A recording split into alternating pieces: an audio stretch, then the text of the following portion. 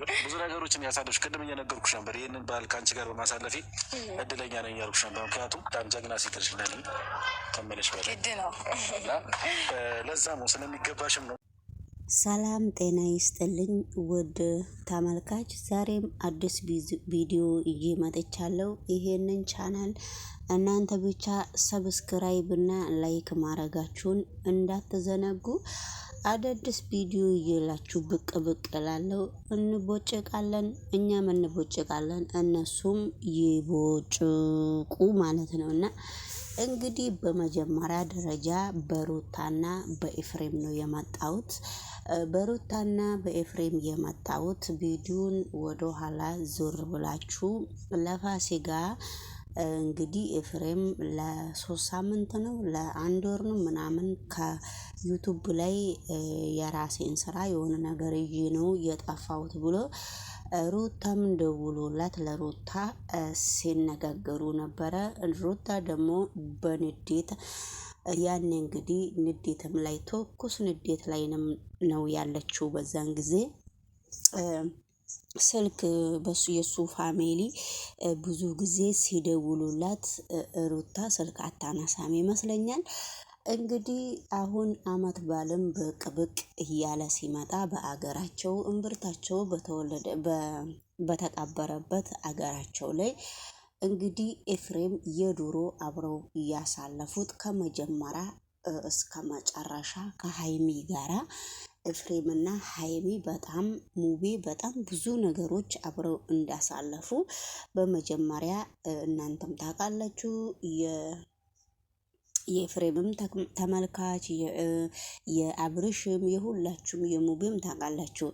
እንግዲህ ኤፍሬም ቁም ነገረኛ ሰው እንደሆነ በመጀመሪያ ደረጃ እነሱ ቻናል ላይ ሄዳችሁ ማየት ትችላላችሁ። ዛሬ ግን ስለተጠላሉ አይደለም። ስለዚህ እንግዲህ ውለታ የሚረሳ ሰው በፈጣሪም ተወዳጅ እንደሌለው ወቁ።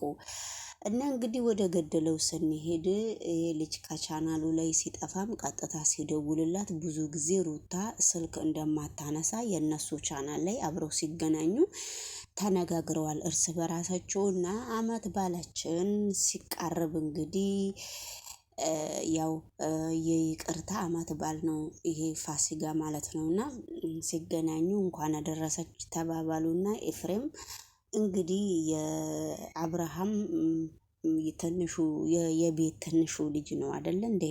ከሀይሚ በታች እሱ መሰለኝ። እኔ እንጃ እዚህ ጋር አላቅም። ነው የማለቀውን ነገር ከመዘበራረግ ጋይዝ መባላት ይሻለኛል።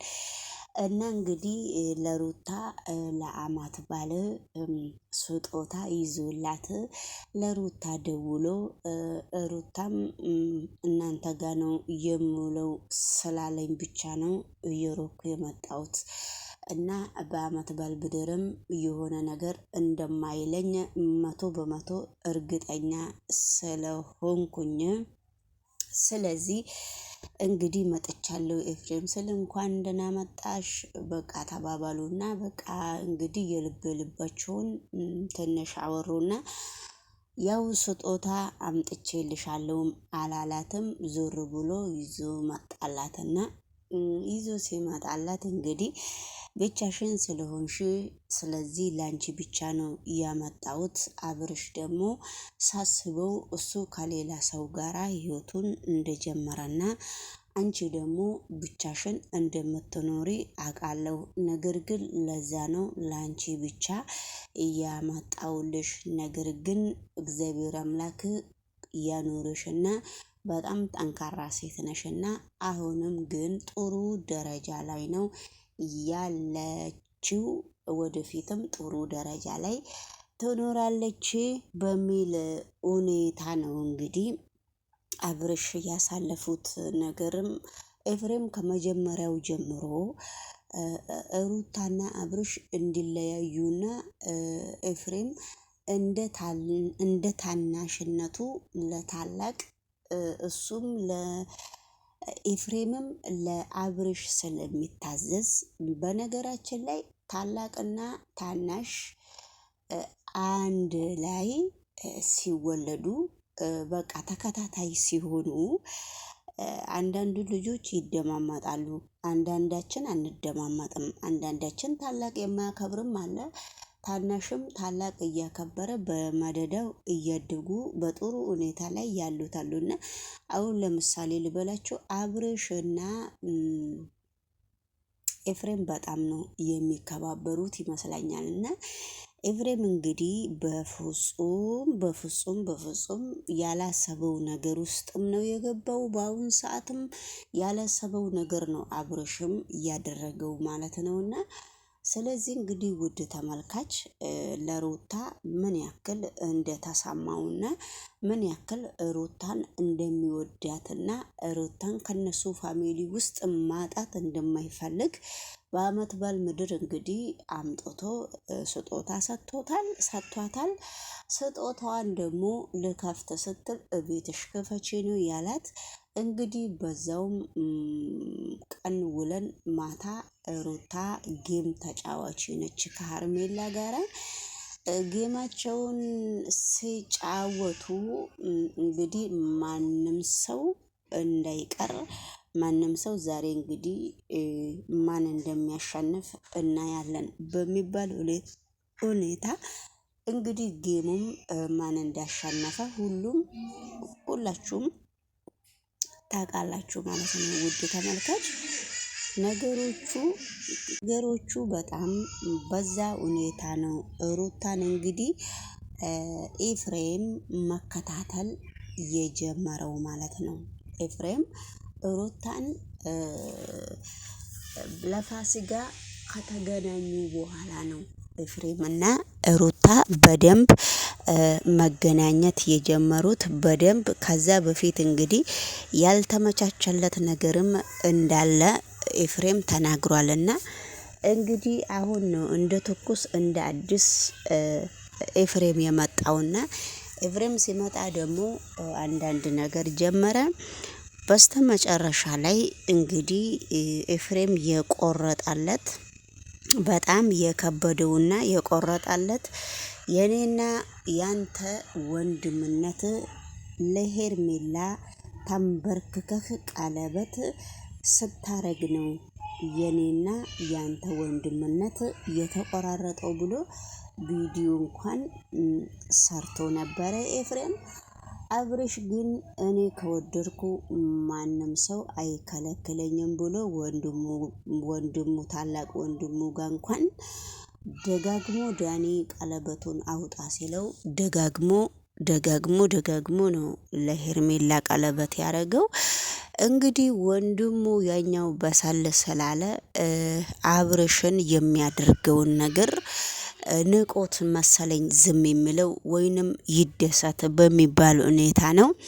በማግስቱ እንግዲህ እቺ ማነች ብዙዬ የምትባልም አንተ ከሩታ ጋራ ሽርክናክን እንድታቆም እፈልጋለሁ ስትል ምንም ክፉ ቃላትም አልተናገራትም።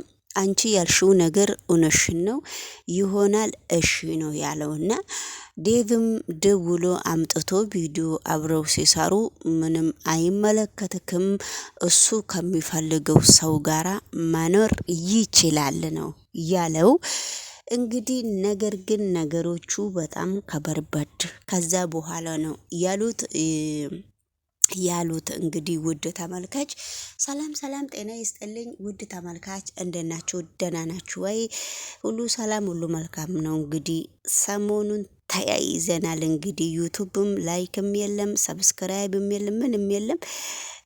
ከኔ ጋርም ተያይዘናል። እንግዲህ ውድድር ስለዚህ ወይ እንግዲህ ዩቱብ አፋራባሽ ብሎ ያባረኛል ወይ እኔ አሸንፈዋለሁ ማለት ነው።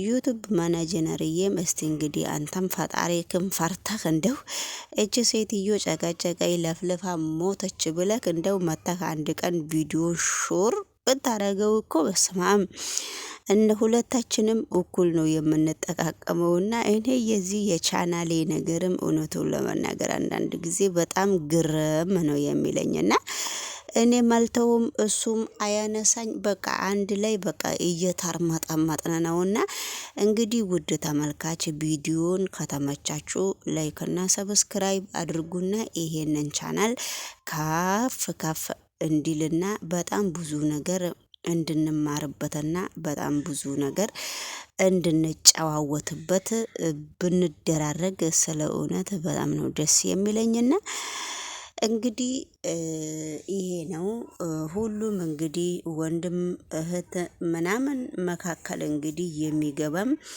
እግዚአብሔር ደግሞ እነሱንም ሄርሜላንም ያለችበት ቦታ እግዚአብሔር ይጠብቃት። ከሰው ጥሩ ነገር አይጠበቅም ማለት ነው። ላይክ አድርጉ ጋይስ። ጉዳይ ስለሆነ ምናምን ስለሆነ ማወራሽ ያ ነገር ድጋሚ አንስቼብሽ ሌላ ነገር ባህሩን ማበላሽብሽ ይመስላታል ምናምን ብዬ አስቤ ነበር። እንደውም እኔ ስልክ የምታነሺ አልመሰለኝም ነበር።